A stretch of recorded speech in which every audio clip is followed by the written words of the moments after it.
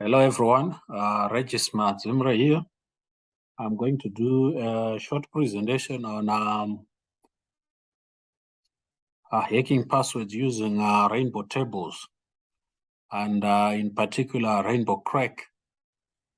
Right, a rainbow table is basically a pre-computed table for catching the output of cryptographic hash functions, usually for cracking password hashes.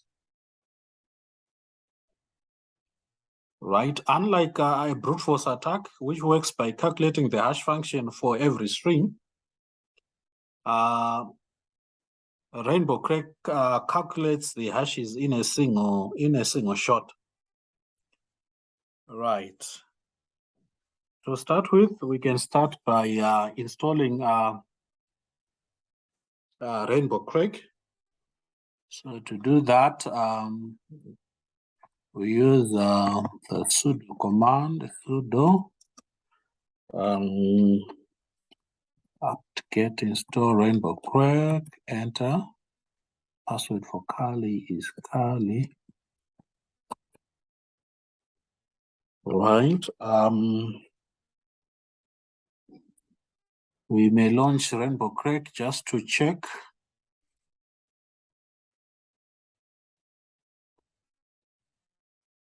Just to check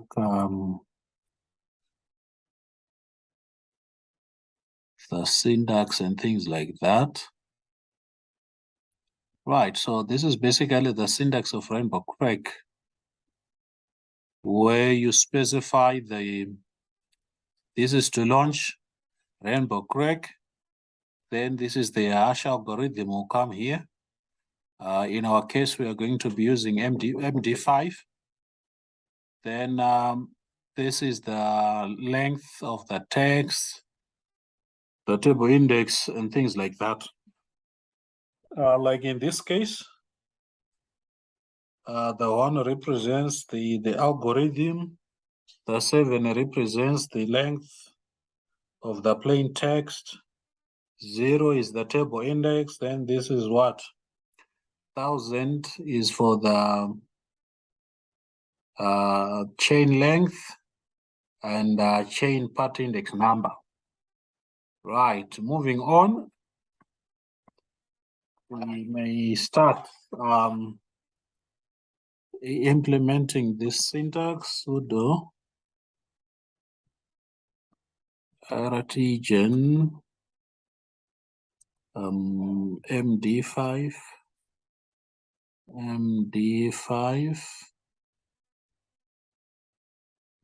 lower. We are going to use a length of 3 in our, so this is our hash algorithm MD5, right? Lower alphanumeric, this is how we want our text to be outputted. Lowercase letters and numbers from 0 to 9, right? And this one, like I highlighted earlier, this is the hash algorithm, which is MD5. This is the length of our plain text. Basically, this will be the length of our password. All right. Right. The rainbow table was already been created. To check if the rainbow table has been created, we go to file system, right? From file system, we look for the folder user. Then in the user folder, we go to share. In the share folder, we should find rainbow table RM. Right, this is RainbowCrack. So these are some of the tables that have been created. Our table is this one, the lower alphanumeric with password length of three characters. All right. right? So moving on, we now want to create a password with a length of 3. So we do echo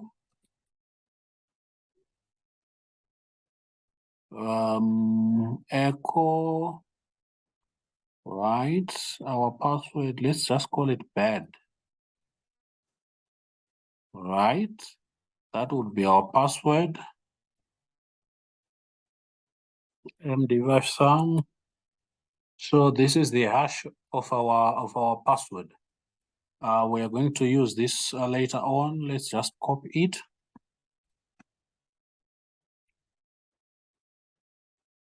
Right. Moving on, we've created our password. Now we just need to sort our table so that the password cracking can be done faster. So we go sudo sort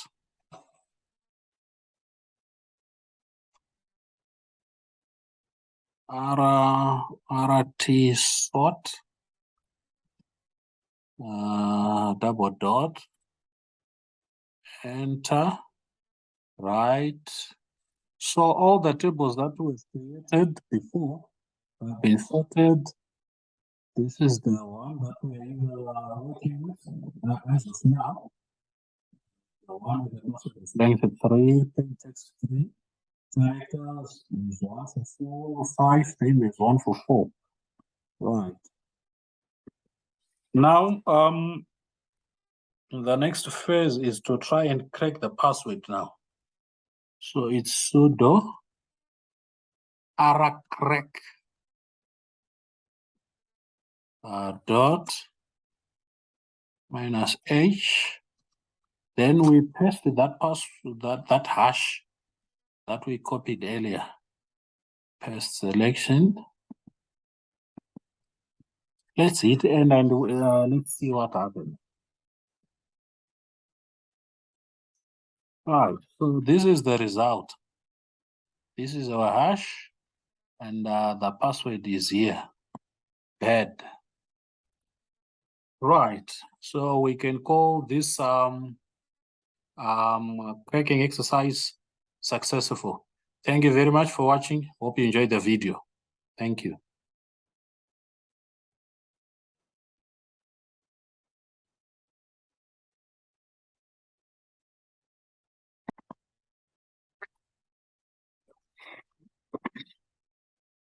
Hello, everyone. Regis again. I'm going to do a demo presentation on digital forensics with the tool Hashdeep. My colleague Ramonia was supposed to run with this, but she had problems with her machine. So I hope I will do justice to the tool. So firstly, we have to log in into Kali Linux.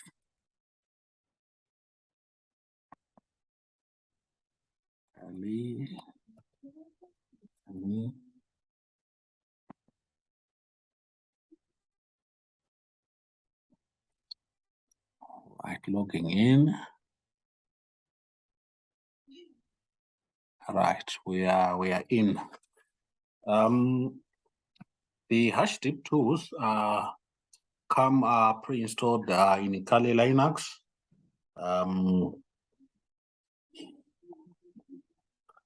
And they are specifically created for digital forensics, right? So the Hashdeep tools, we can find them in applications, then we go to forensics. Here we are, we have Hashdeep here. All right. Right, but before we launch Hashdeep, we are going to create a folder in the home directory. And in this folder, we are going to have files that we are going to be using for our exercise. Right, home. Then we create a new folder. We are going to call it forensics. Right, the folder forensics. We get into the folder. So we are going to open our terminal in this folder. Open terminal here. Right, so firstly we are going to create two files that we are going to use for our forensics exercise. Right, to create our files, say touch.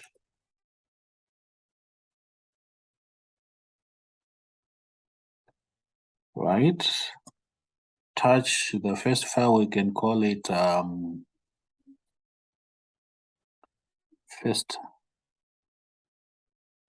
trial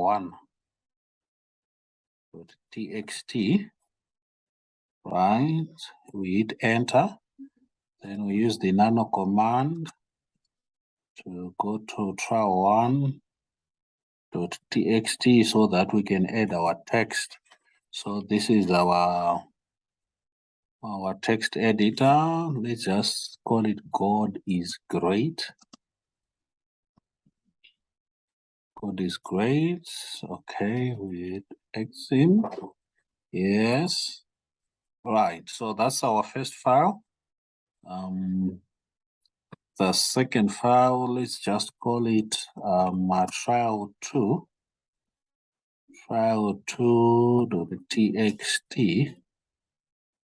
Okay, again we add the text into our trial two file using the nano command. We go to the text editor, we say Jesus is Lord.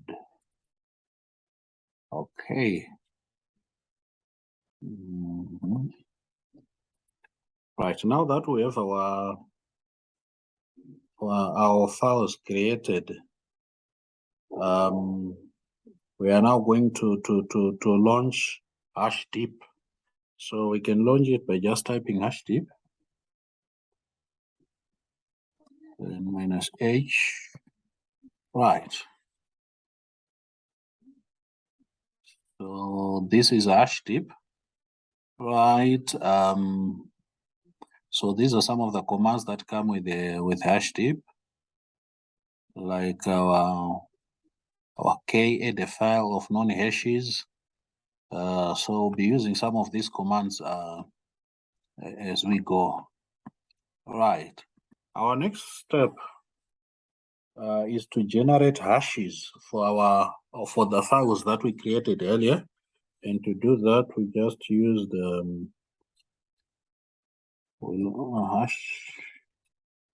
Hashdeep, then trial file one.txt.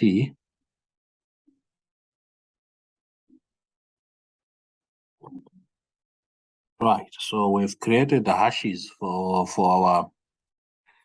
our trial one, and basically the hashes they are not reversible, right? Hashes are crucial from the point of view of maintaining evidence integrity.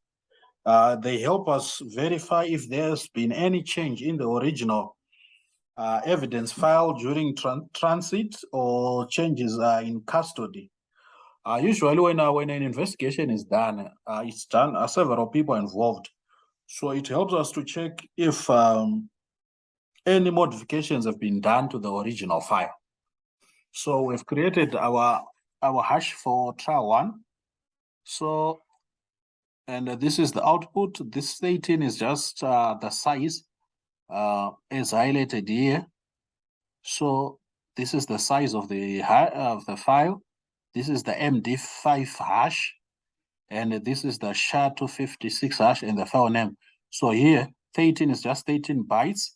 Then from here to there, this is the MD5 hash. Then here is the SHA-256, the SHA-256 hash up to here. Then of course we have the file name. So that's the output of this. So we are going to create another hash for our file2 file. .txt. Okay, and again this is the output, right? Next step, we are going to output our hashes into a file that we are going to use to compare for any changes. So to do that, we say hashdeep file1.txt. Then we output this the hash in a text file. Let's call it hash1.txt for ease of remembering. Right?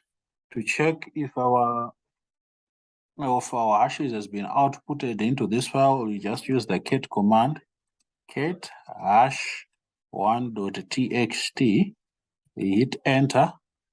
If you check here, this is exactly the hash that we got when we checked on we created hash for the trial file 1. Right. Now, having done this, we can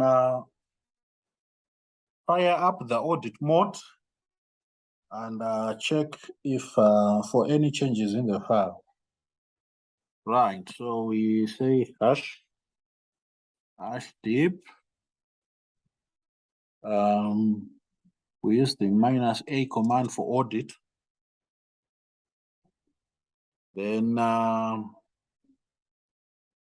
file1.txt.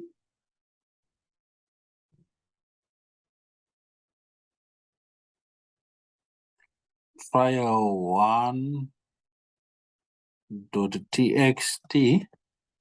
Then we invoke the k command to compare hash1.txt. So if there are no modifications to trial 1, remember we created the hash first.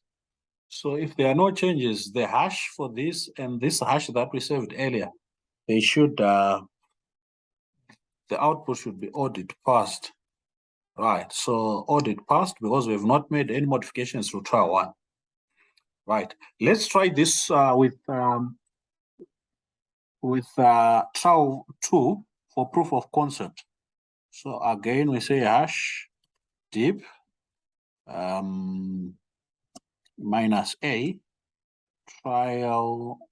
trial2.txt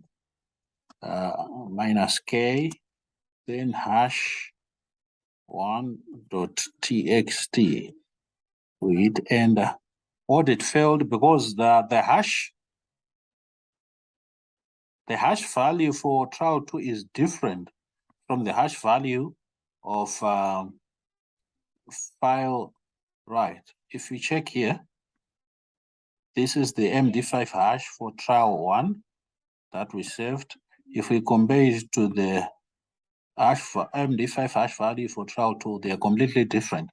So that's why we are getting audit failed here. Right. Again, for proof of concept, we are going to compare to make a change to trial 1 and see if the audit will still be passed. So to do that, we go again hashdeep. Sorry. We say nano file1.txt. We hit enter. So we are just going to add a small change here. Let's just add an exclamation mark. So God is great. Right. Let's check if our change has been captured. Right, so it now has an exclamation mark, just a small change. So let's go again for our audit. Hashdeep minus a trial 1.txt minus k hash 1.txt. Let's see the result of our audit. Audit failed just because of a small change here. Our audit failed. So this is a good sign in terms of the effectiveness of our Hashdeep files. So just a small modification to our documents or to our evidence results in the audit failing. And that helps to check for any variations in the integrity of the documents or the integrity of the evidence. So this tool is clearly very, very helpful. Thank you very much for watching. I hope you enjoyed the video. Thank you.